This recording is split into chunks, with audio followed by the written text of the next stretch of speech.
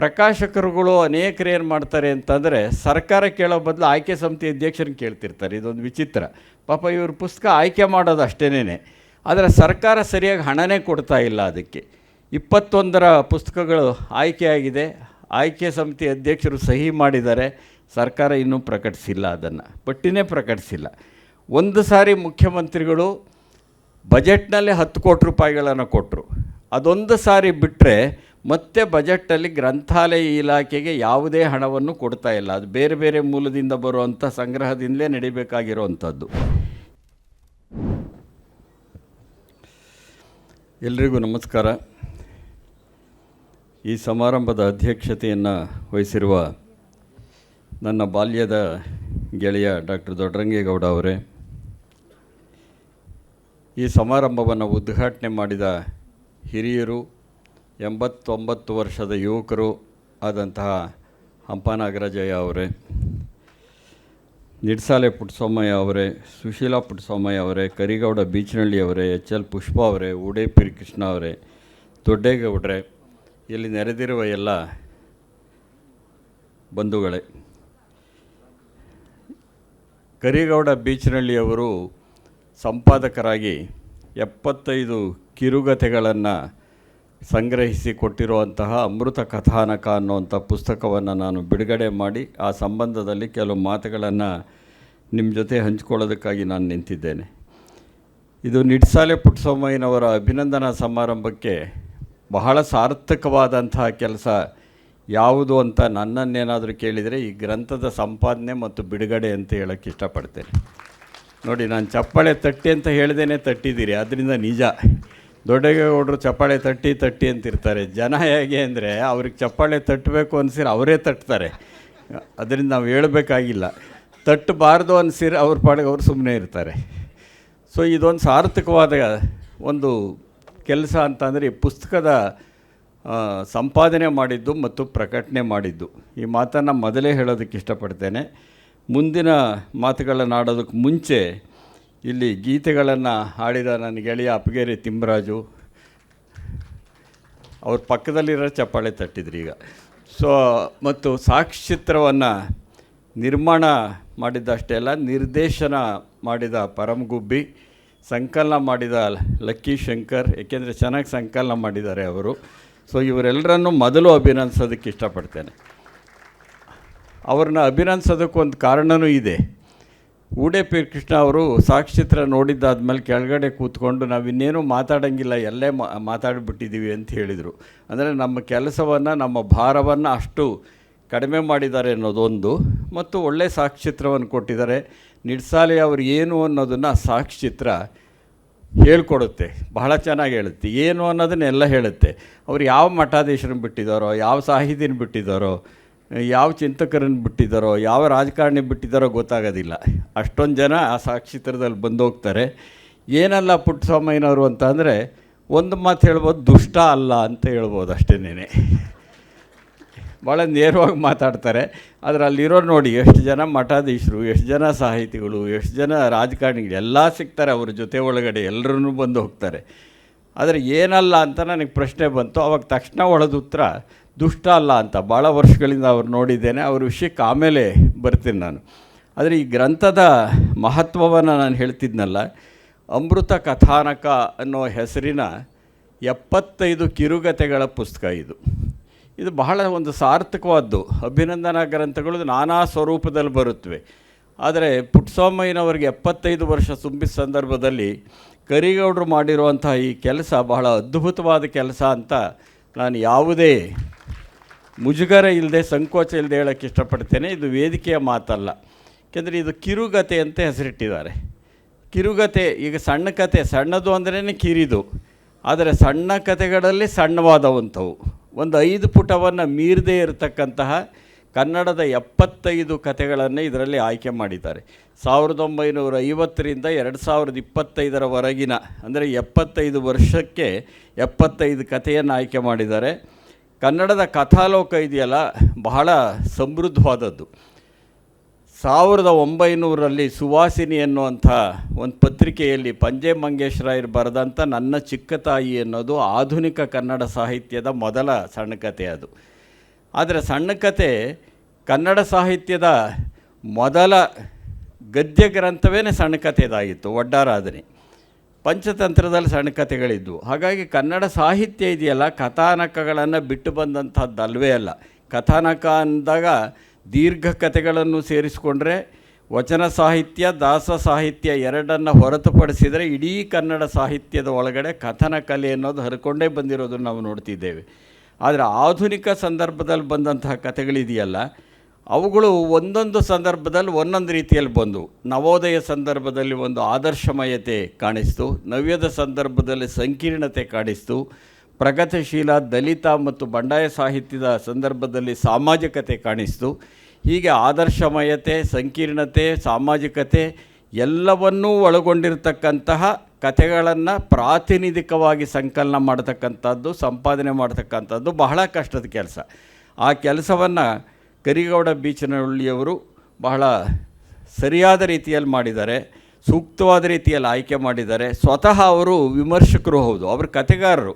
ಸುಮಾರು 10 ಕಥಾ ಸಂಕಲನಗಳು ಬಂದಿದೆ ಅವರದು, 18 ವಿಮರ್ಶಾ ಕೃತಿಗಳು ಬಂದಿವೆ, 4 ಅನುವಾದ ಕೃತಿಗಳಿವೆ.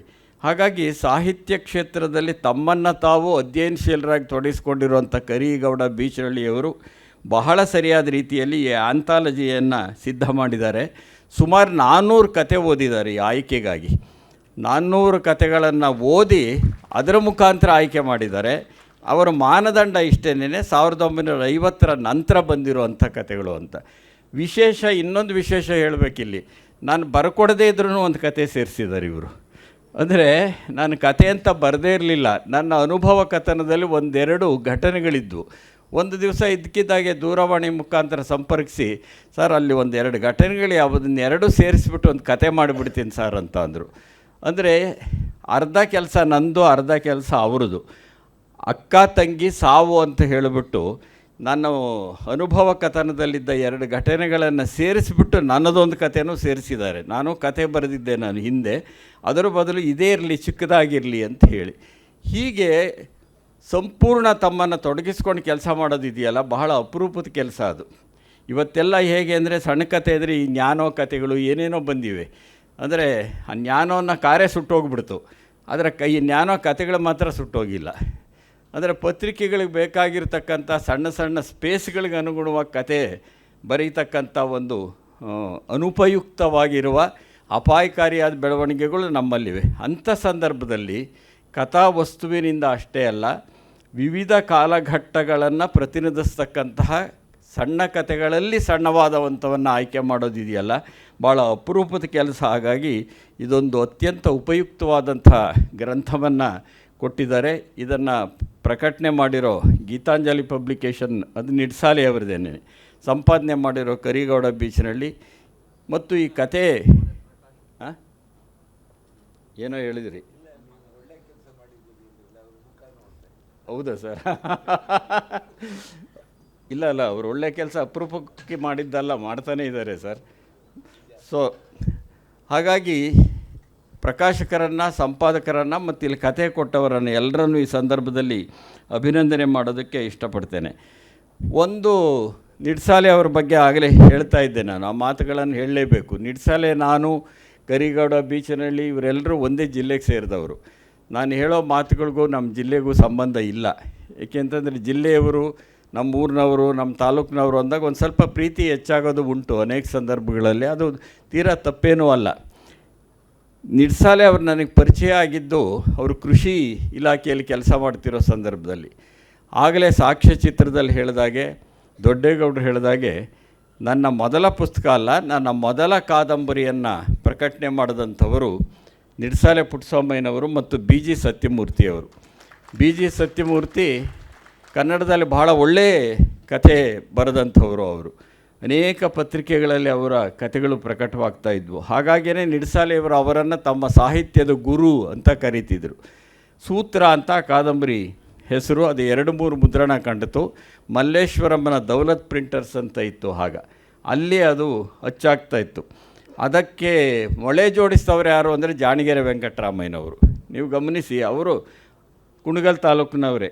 ಅವರು ಮೊಳೆ ಜೋಡಿಸ್ತಾ ಇದ್ದಂತಹ, ನನ್ನ ಮೊದಲ ಕಾದಂಬರಿಯ ಮೊಳೆ ಜೋಡಿಸ್ತಾ ಇದ್ದಂತಹ ಜಾಣಿಗೆರೆ ವೆಂಕಟರಾಮಯ್ಯನವರು ಎಷ್ಟು ದೊಡ್ಡ ಸಾಹಿತಿಯಾಗಿ ಬೆಳೆದರು ಅನ್ನೋದನ್ನು ನಾವು ಗಮನಿಸಬೇಕು. ನನ್ನ ಕಾದಂಬರಿ ಮಳೆ ಜೋಡಿಸಿದ್ದಕ್ಕಲ್ಲ, ಏಕೆಂದರೆ ಹಂಗೆ ತಪ್ಪು ತಿಳ್ಕೊಬೇಡಿ. ಆದರೆ ಆ ರೀತಿಯ ಒಬ್ಬ ಶ್ರಮಜೀವಿಯಾಗಿದ್ದಂತಹ ಜಾಣಿಗೆರೆ ಬಹಳ ದೊಡ್ಡ ಲೇಖಕರಾಗಿ ಇವತ್ತು ಬೆಳೆದದ್ದನ್ನು ನೋಡ್ತೇವೆ. ಅವ್ರ ಪರಿಚಯ ಆಗಿದ್ದು ದೌಲತ್ ಪ್ರಿಂಟರ್ಸಲ್ಲೇನೆ.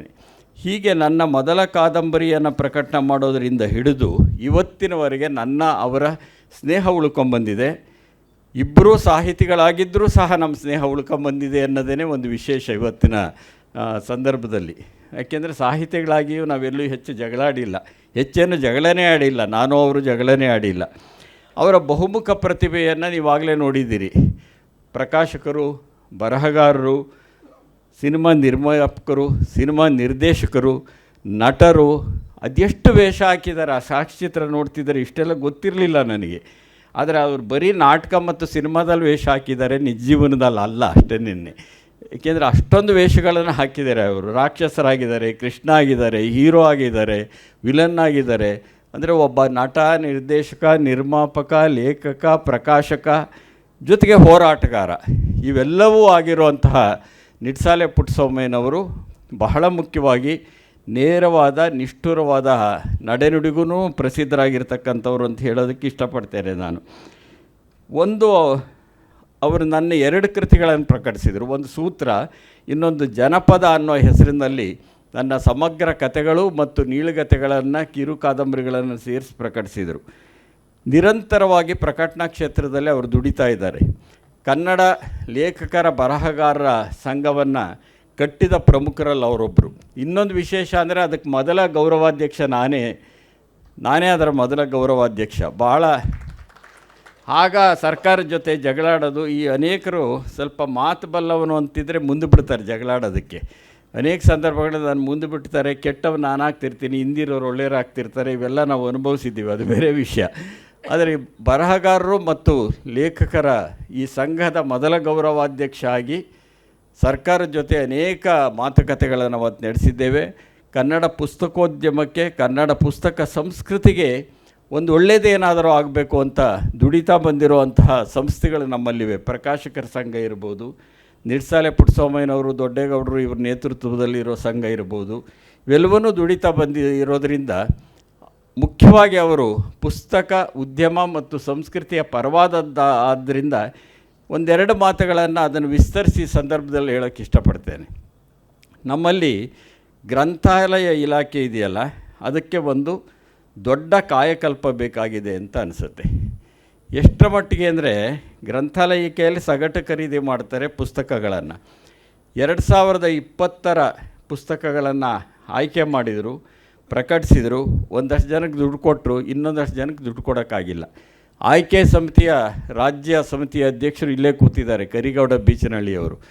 ಅವರ ಆಯ್ಕೆ ಚೆನ್ನಾಗೇ ಮಾಡಿದ್ದಾರೆ. ಆದರೆ ಅವರಿಗೆಲ್ಲ ಎಷ್ಟು ಬೇಜಾರಾಗಿದೆ ಅಂದರೆ, ಪ್ರಕಾಶಕರುಗಳು ಅನೇಕರು ಏನು ಮಾಡ್ತಾರೆ ಅಂತಂದರೆ, ಸರ್ಕಾರ ಕೇಳೋ ಬದಲು ಆಯ್ಕೆ ಸಮಿತಿ ಅಧ್ಯಕ್ಷರನ್ನ ಕೇಳ್ತಿರ್ತಾರೆ. ಇದೊಂದು ವಿಚಿತ್ರ.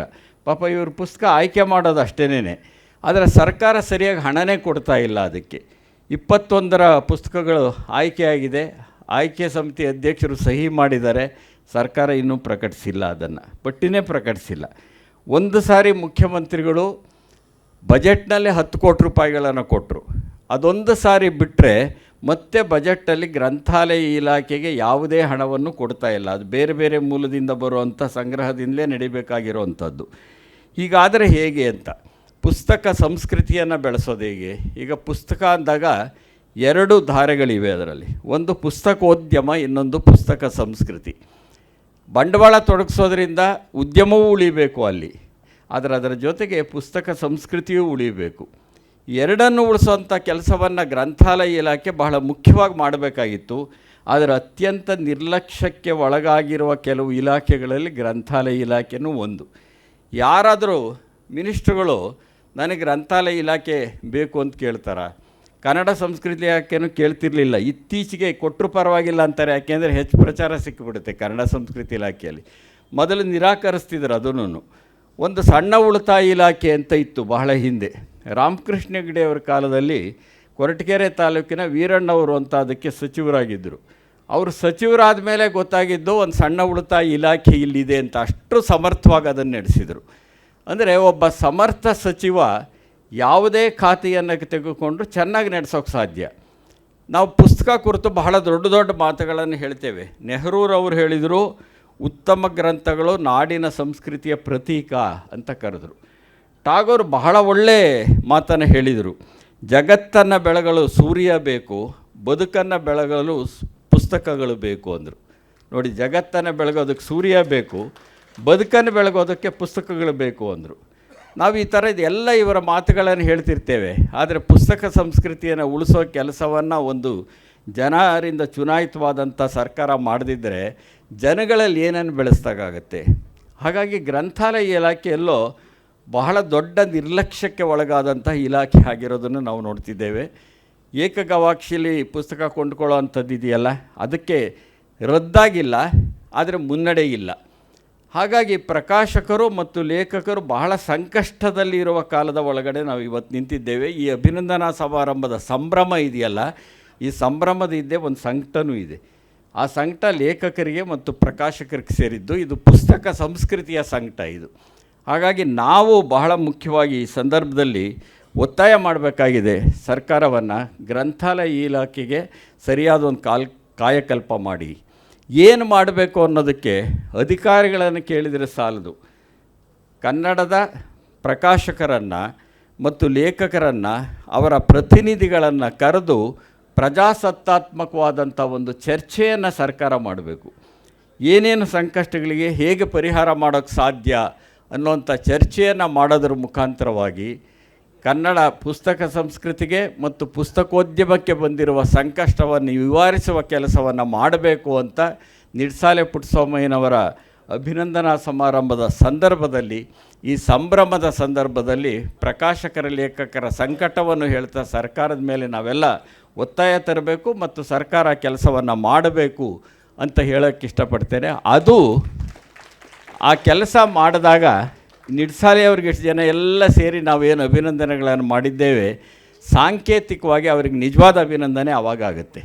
ಆದ್ದರಿಂದ ಇಂತಹ ಒಂದು ಪ್ರಕಾಶಕರ ಲೇಖಕರಿಗೆ ಸಂಬಂಧಪಟ್ಟಂಥ ಕೆಲಸದ ಬಗ್ಗೆ, ಗ್ರಂಥಾಲಯವನ್ನು ನಿರ್ಲಕ್ಷ್ಯ ಮಾಡೋದ್ರ ಬಗ್ಗೆ ಮುಖ್ಯಮಂತ್ರಿಗಳಾದಿಯಾಗಿ ಎಲ್ಲರೂ ಗಮನ ಕೊಡಬೇಕು. ಗ್ರಂಥಾಲಯ ಇಲಾಖೆಗೆ ಶಕ್ತಿ ತುಂಬಬೇಕು, ಪುಸ್ತಕ ಸಂಸ್ಕೃತಿ ಉಳಿಸ್ಬೇಕು, ಪುಸ್ತಕದ ಉದ್ಯಮ ಉಳಿಬೇಕು, ಪುಸ್ತಕದ ಖರೀದಿ ಕಾಲಬದ್ಧವಾಗಿ ನಡೀಬೇಕು. ಎರಡು ಕಾಲಬದ್ಧವಾಗಿ ನಡೆಯಲ್ಲ ಇಲ್ಲಿ. ಒಂದು, ಸಿನಿಮಾಕ್ಕೆ ಸಬ್ಸಿಡಿ ಕಾಲಬದ್ಧವಾಗಿ ಕೊಡೋದಿಲ್ಲ. 3, ಇನ್ನೊಂದು ಪ್ರಶಸ್ತಿಗಳು ಕಾಲಬದ್ಧವಾಗಿ ಕೊಡೋದಿಲ್ಲ. ಇನ್ನೊಂದು, ಪುಸ್ತಕನ ಕಾಲಬದ್ಧವಾಗಿ ಕೊಂಡ್ಕೊಳ್ಳೋದಿಲ್ಲ. ಆದರೆ ಇವೇ ಬಹಳ ಮುಖ್ಯವಾದವು. ಸಮಾಜದಲ್ಲಿ ಜನಗಳಲ್ಲಿ ಮನುಷ್ಯತ್ವ ಏನಾದರೂ ಉಳಿಬೇಕಾದ್ರೆ ಪುಸ್ತಕ ಉಳಿಬೇಕು, ಪುಸ್ತಕ ಸಂಸ್ಕೃತಿ ಉಳಿಬೇಕು ಅದರಲ್ಲಿ. ಆದರೆ ಅದನ್ನೇ ಉಳಿಸ್ದೇ ಇದ್ದರೆ ಹೇಗೆ? ಹಾಗಾಗಿ ಈ ಸಭೆ ನನಗನ್ನಿಸಿದ ಮಟ್ಟಿಗೆ, ನಾನು ಅದನ್ನು ನಿರ್ಣಯ ಈ ಥರ ಹೇಳಲ್ಲ, ಅವೆಲ್ಲ ಕ್ಲೀಶೆಗಳು, ಅದೇ ಹೇಳ್ತಾ ಇಲ್ಲ. ಈ ಸಭೆಯ ಆಶಯ ನಾನು ಅಂದ್ಕೊಂಡಿದ್ದೇನೆ. ಯಾಕೆಂದರೆ ನಾನು ಚಪ್ಪಾಳೆ ತಟ್ಟಿ ಅಂತ ದೊಡ್ಡೇಗೌಡರು ಹೇಳ್ದೇ ಇದ್ದಾಗಲೂ ನೀವು ಚಪ್ಪಾಳೆ ತಟ್ಟಿರೋದ್ರಿಂದ ಸರ್ಕಾರ ಈ ಬಗ್ಗೆ ಕಿವಿಗೊಡಬೇಕು. ಗ್ರಂಥಾಲಯ ಇಲಾಖೆ ಕಾಯಕಲ್ಪ ಮಾಡಬೇಕು, ಲೇಖಕರನ್ನು ಮತ್ತು ಪ್ರಕಾಶಕರನ್ನು ಉಳಿಸಬೇಕು. ಅದು ಲೇಖಕರಿಗೆ ಮತ್ತು ಪ್ರಕಾಶಕರಿಗೆ ಸಲ್ಲುವ ನಿಜವಾದ ಅಭಿನಂದನೆ ಅಂತ ಹೇಳ್ತಾ ನಾನು ಕೆಲವು ಮಾತುಗಳನ್ನು ಮುಗಿಸ್ತೇನೆ. ನಮಸ್ಕಾರ.